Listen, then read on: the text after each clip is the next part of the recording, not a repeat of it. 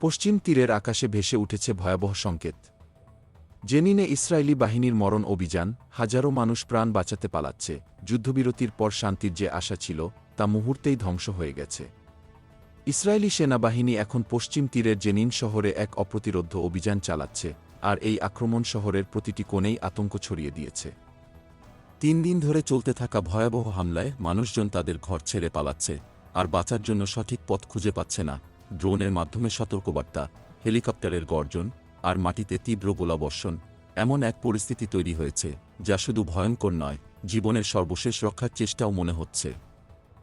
Deutsche ভেলের রিপোর্টে জানা গেছে, গাজায় যুদ্ধবিরতির প্রথম সপ্তাহেই ইসরায়েল এই ভয়াবহ অভিযান শুরু করেছে, আর এখন জেনিন শহর যেন এক বিধ্বংসী তাণ্ডবে পরিণত হয়েছে।